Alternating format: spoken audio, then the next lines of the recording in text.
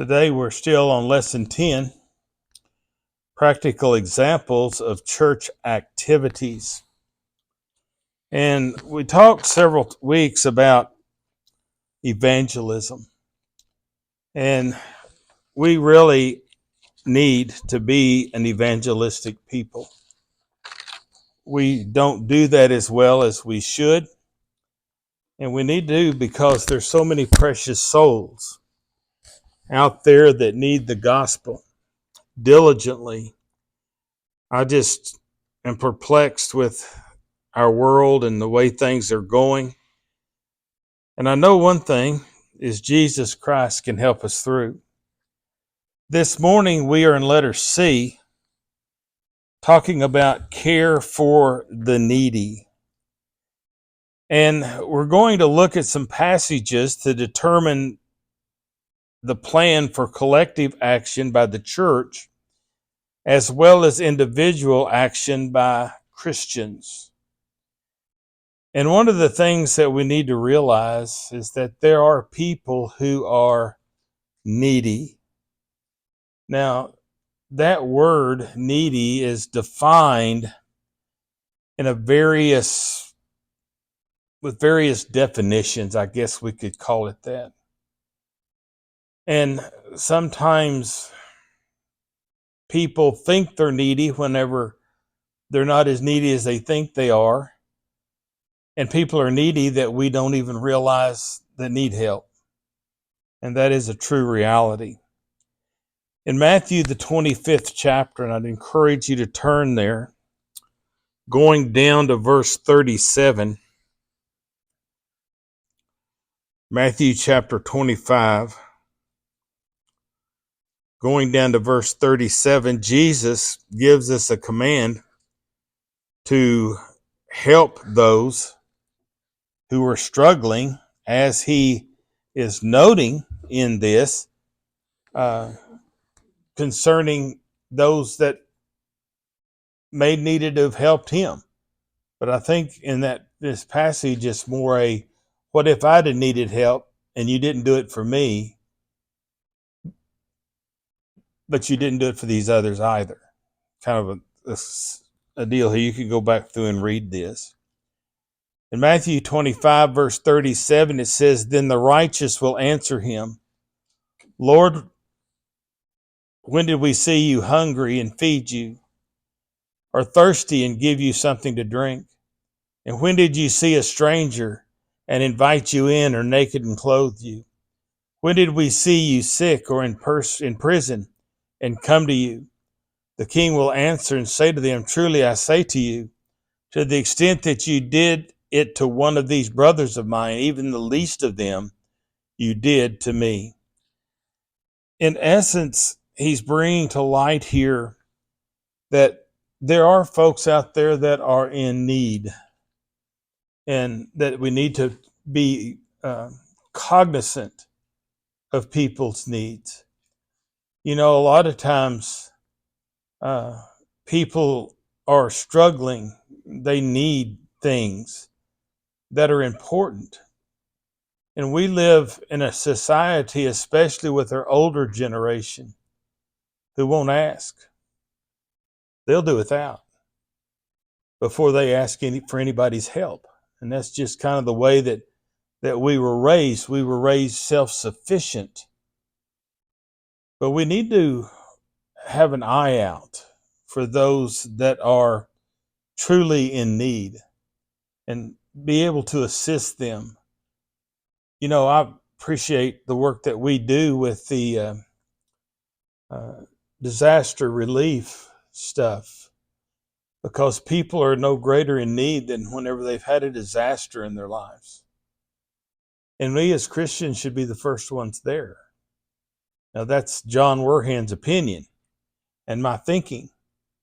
But the thing about it is, there's times whenever folks, they don't have what they really need. And the sad commentary is that there are even more who abuse those kind of blessings. And that hurts everybody else, because people have become, what's the word I'm looking for? Um, it, the word that pops in my mind is that so many times we have been burnt by those who truly aren't needy in reality. They could take care of themselves if they so desired, but they have abused the system or abused the individuals. But here it says that we need to look for those that are in need. In chapter 10 of Matthew, chapter 10, going down to, let's see, let's just start at 40. Matthew 10:40.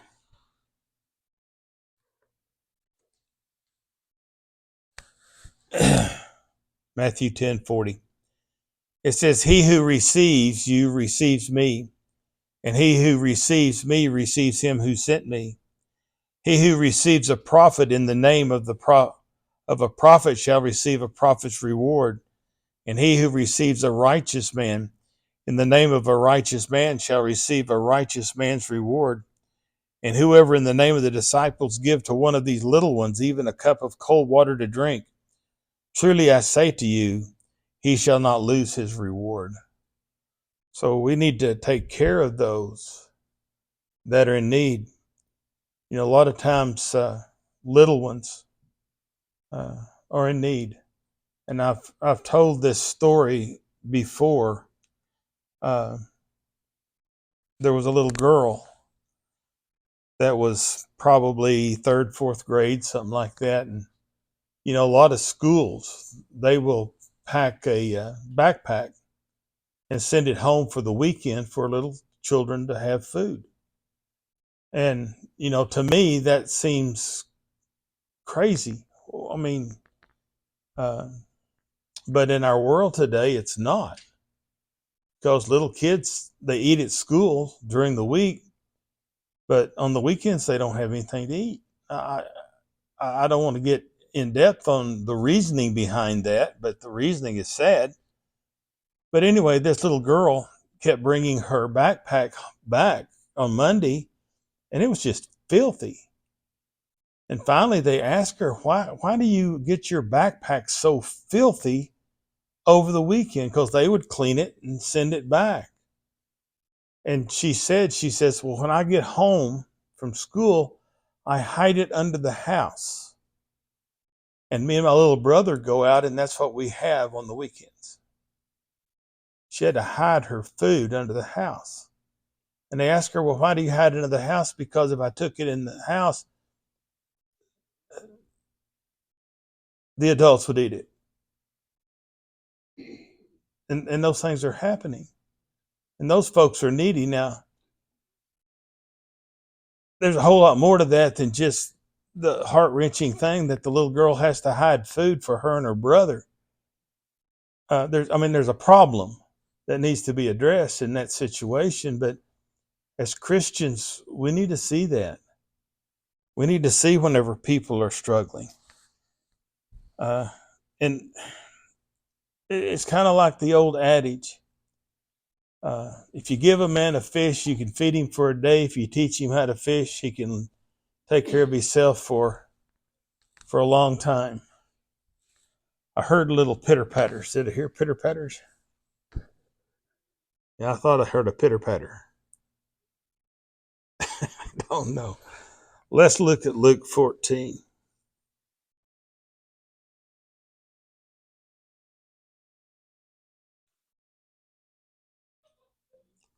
Yep, Linda, I heard pitter patter.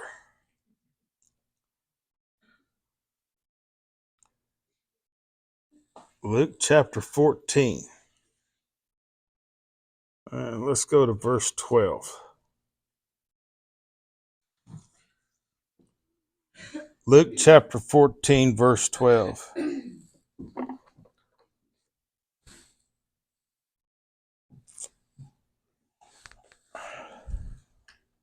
Luke chapter 14, verse 12. We're under care for the needy, number C on lesson 10.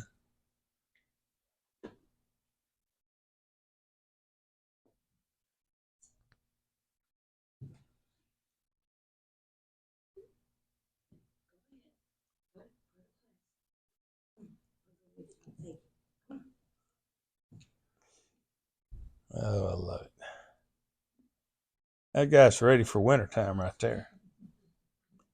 Luke 14:12. And he also went on to say to the one who had invited him, when you give a luncheon or a dinner, do not invite your friends or your brothers or your relatives or rich neighbors. Otherwise, they may also invite you in return, and that you will be repayment. But when you give a reception, invite the poor and the crippled and the lame and the blind, and you will be blessed, since they do not have the means to repay you, for you will be repaid at the resurrection of the righteous. Uh, you know, giving blessings to others is to give them the encouragement to be blessed yourself and to be uplifted. I've made the statement that there was times that people we knew were in need. Uh, we would get a sack or a box of groceries, and we would go by and leave it on the front porch, and didn't knock on the door or nothing. Just put it there where they could find it. We didn't want the pat on the back. We didn't want the reward. We wanted to take care of their needs. And to me, I like to do those kind of things. If we see somebody that's in need, is to take care of them. Just drop it off. Don't worry about it, and don't you give it to them. It's what they needed. Um,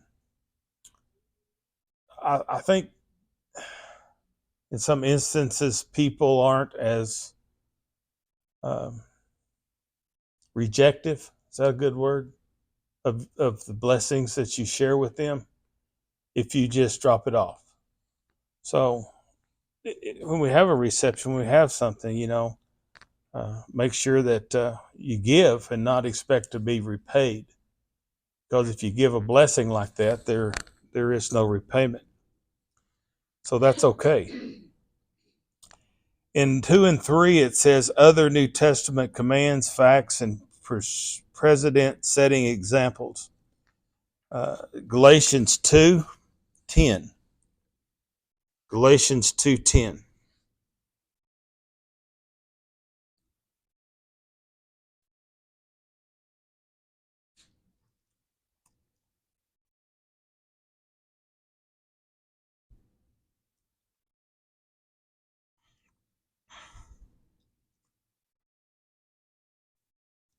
It notes here in this context, they only ask us to remember the poor, the very thing I also was eager to do. Remembering those that are poor. In Romans 12, it talks about our enemies. Going down to verse 19.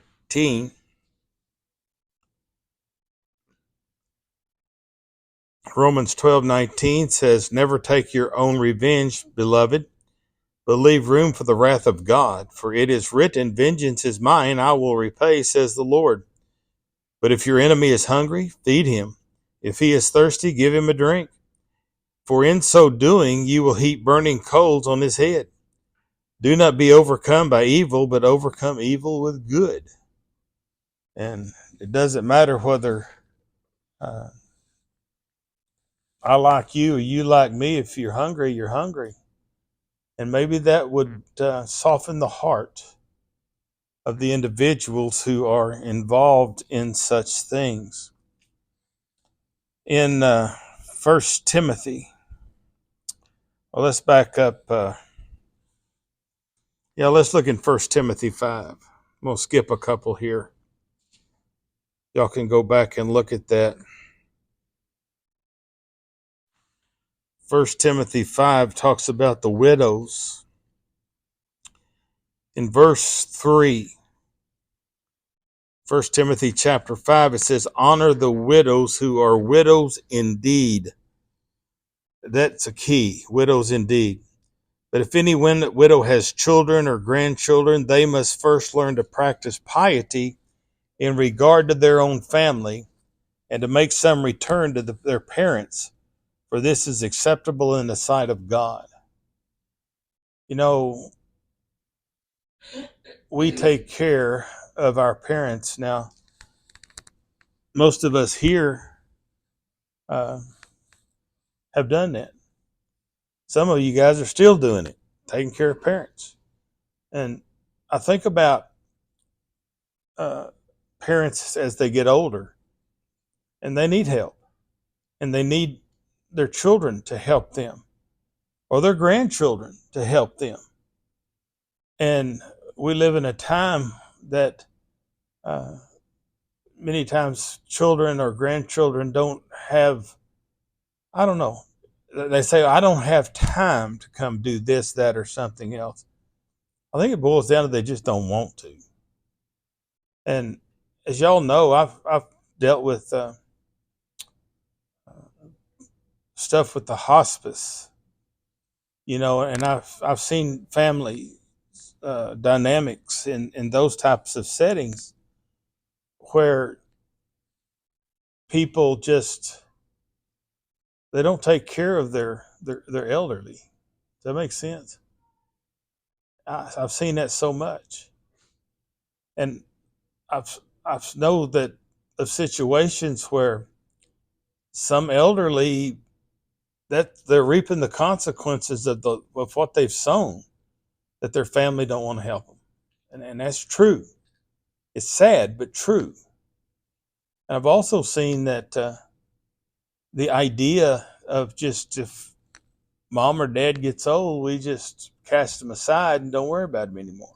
Out of sight, out of mind. And there's a whole lot of things in between all of that I have uh, seen and dealt with, and with folks that are elderly. Uh, Linda and I, and we've tried to take care of our parents as long as we could, and we were blessed to have assistance by other siblings that was involved in that. And I tell you, as far as my parents, my sister did a great blessing, great thing with my mom. She took care of her for a long time. Now I was the one that got dad. The blessing was is that dad didn't have to move in with me. They were still living at home. But when dad was sick, dad needed to go to the doctor, and he was going to the doctor in Oklahoma City, and some of the difficulties that he had, I was the one that was there to take care of him. And but a lot of people don't have that blessing. A lot of older people don't. And here's the thing: who took care of us when we were little? Our parents did. Who put up with all of our nonsense all those years? Our parents did. And here's the thing: we drove them crazy, and they drive us crazy. That's being parents. That's being children. Take care of our children, honor them. Uh, and if there's a need, take care of those needs. And I understand that we get all tied up in our own little worlds, but we don't. Let's drop down to verse 8. 1 Timothy chapter 5. It says, but if anyone does not provide for his own, especially those of his household, he has denied the faith and it's worse than an unbeliever. Now, this is in the section talking about, of course, the widows, but it's also taking care of our families. I understand that there are things that come up where it's hard to take care of your family. I understand that. Um, Somebody gets sick, they get hurt, they can't get out and do what they need to do to take care of their families. But able-bodied individuals should take care of their families. And it might not be the bestest, highest paid position that you can find, but you take care of your family.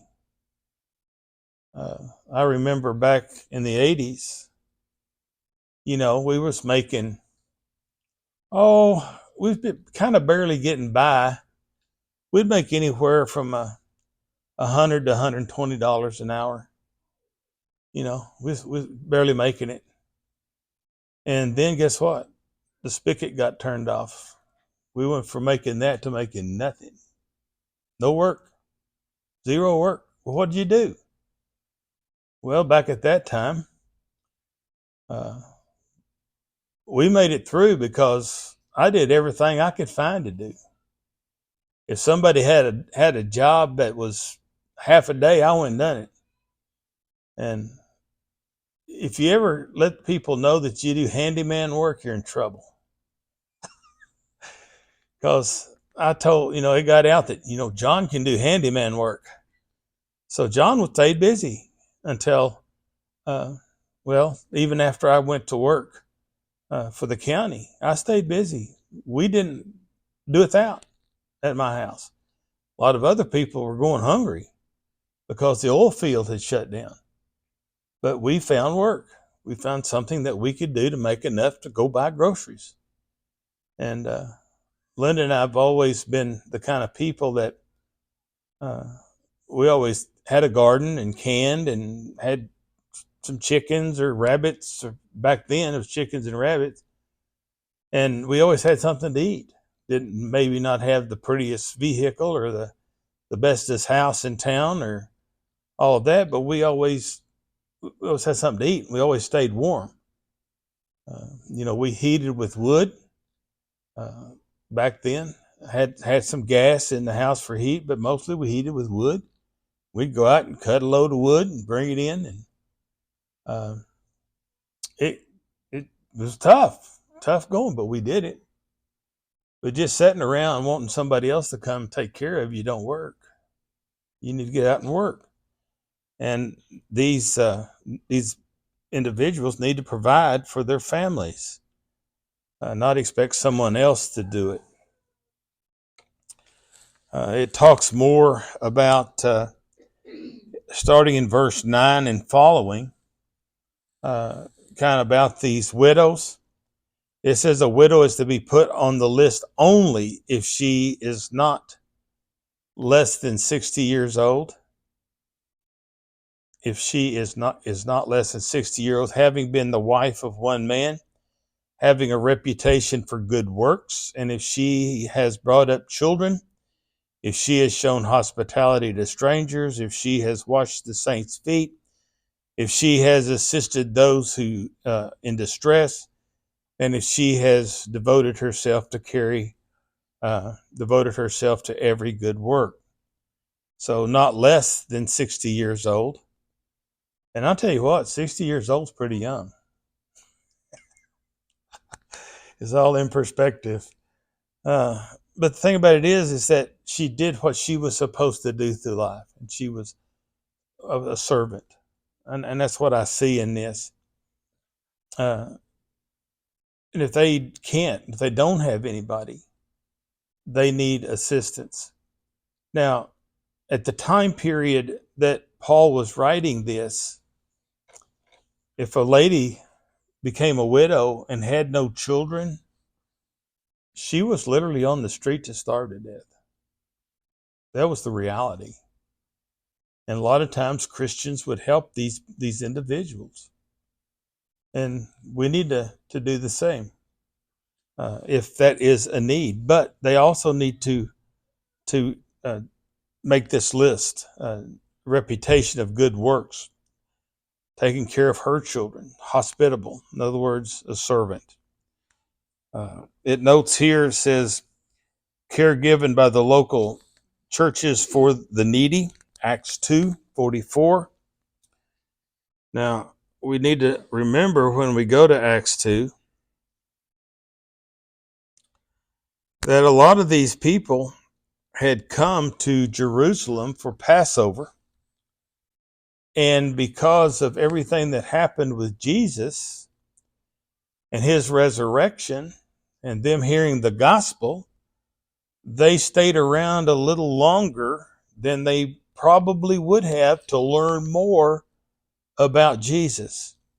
In verse 44 of Acts chapter 2, it says, And all those who had believed were together and all had all things in common. And they began selling their property and possessions and were sharing them with all, as anyone might have need. Uh, if there was a need, they took care of that need. That was a specific situation, dealing with a specific time. And if we have difficulties, disasters, whatever we may think, we need to take care of one another. And it's not always if somebody comes and asks, it's if we see a need. Go down to number C, or letter C. One local church sending to another needy church. Let's look at Acts 11. Y'all can read some of the rest of these passages.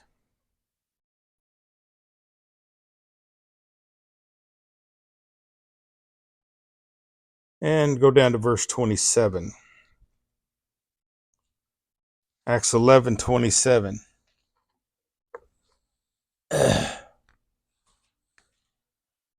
Acts 11:27.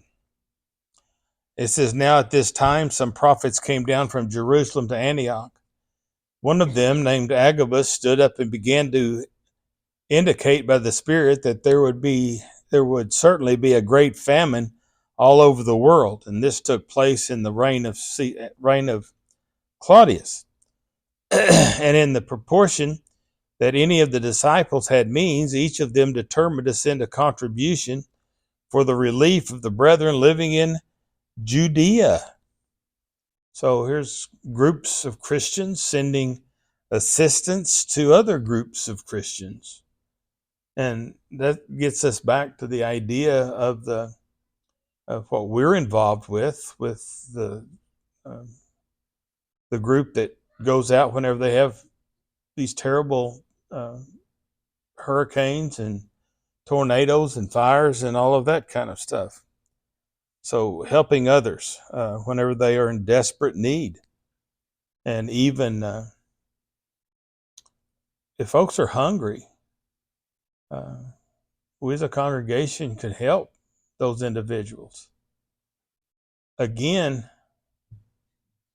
not to promote someone that is abusing that.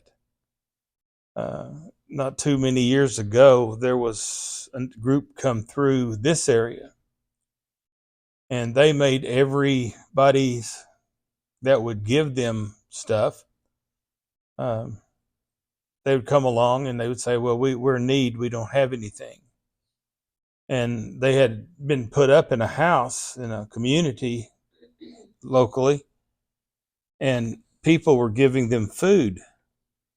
And when they just left one night, they just got up and left.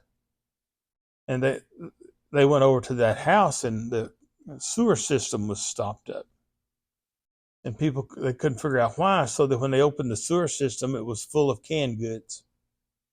They were opening canned goods and dumping them down the sewer. And so they had more than they needed. They was just wasting it. And sadly, I've run into a lot of that. I've run into situations where someone would come ask for assistance, and I would say, well, we have this sack of groceries that we'll give you. And I had one individual one time tell me that they didn't want my superlative, for a better word. I ain't saying what they said. They didn't want no groceries. They wanted cash money. Folks, I don't give cash money to anybody. I don't. I'll buy them groceries. I'll help them out. But I can't just give them cash, because they'll utilize that for not needs. I'm trying to be kind here. We had a situation where this group of this family is a family group, and they was always coming in wanting money for gas or food or something. And they come in one time and they had a picture of a baby in a coffin. And they said, our grandchild has died, and they're way up here, and we need gas money, and we need traveling money. Well,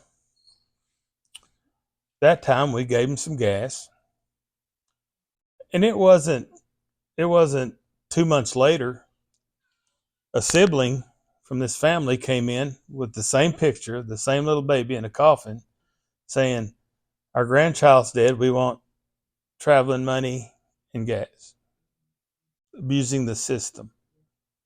And here's the thing: if somebody comes along and blesses me with something and I can't use it, I pass it on to somebody that can or somebody that will. You know, it's I've been digging through some clothing that I have, and I have clothing that doesn't fit anymore. Imagine that. Y'all imagine that? They're too big. That's the good part. They're too big.